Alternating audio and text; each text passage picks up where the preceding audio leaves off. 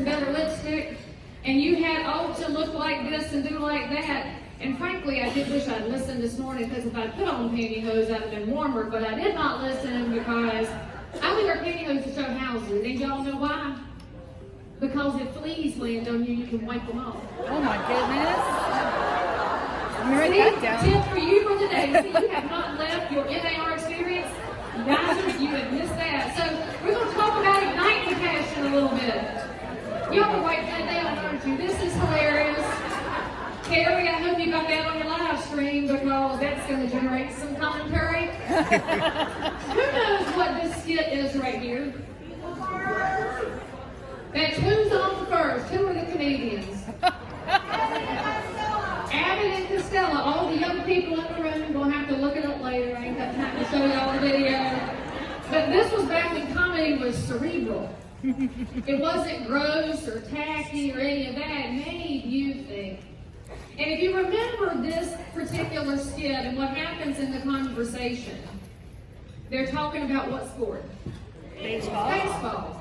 And do they have the famous idea what the other one's saying? No. It's a communication breakdown.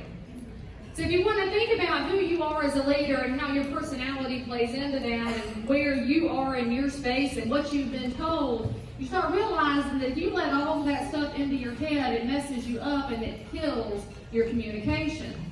And that's what damages our organizations more than anything else, is poor communication. I won't even say lack of, because some of y'all are very good at providing your voice. But communication is, how many lanes on that street? 2. At least 2, if not 3, because you're going to have a turn lane, because there's always somebody confused in the middle. Give them a space to hang out. And so if we're going to be confused about this, we're going to think about how we talk to each other and what we're trying to convey. What does Women's Council mean to you? For some of y'all, this was the first home you had in organized real estate, wasn't it? This was where you found people that you understood and who understood you in a profession that's incredibly lonely. Our business is hard. You know, we don't talk about that very much, because all of y'all are busy on the social media going, I had 8 closings today. I'm hashtag blessed. Look, I can do math, and I know that's unusual for a realtor, but I can math. And I look at what y'all post on the socials, and I add it all up, and I look at your MLS, and something doesn't really work there. I mean, maybe some of y'all are developers and the new construction didn't count. That's always my favorite excuse. But we're just not communicating in a way that's necessarily productive, is it? So let's think about this. Why are you in this room today? Why'd y'all get up this early? East Coasters, I know why you're up. I'm talking to people in the time zone. So you could be anywhere else this morning. Y'all could be eating breakfast with a friend. You could be sleeping in. You could have gone for a walk. Why did you invest your time in this room, in this space today? Oh, for me. Oh, that's sweet. Well, we're going to get y'all some hobbies if that's the case. But I mean, honestly, we don't ask ourselves these questions, because when you start thinking about why you spend your time in places and why you spend time with the people you spend time with, it's going to force you into those dark, cobwebby corners of your brain. And most of us don't like those dark, cobwebby corners, because then you have to look at the real nitty-gritty. But the reality is, that's what makes y'all amazing realtors. You know that moment when you're with a client and suddenly they tell you far too much? And you can't interrupt because they're in the middle of their own therapy session with you.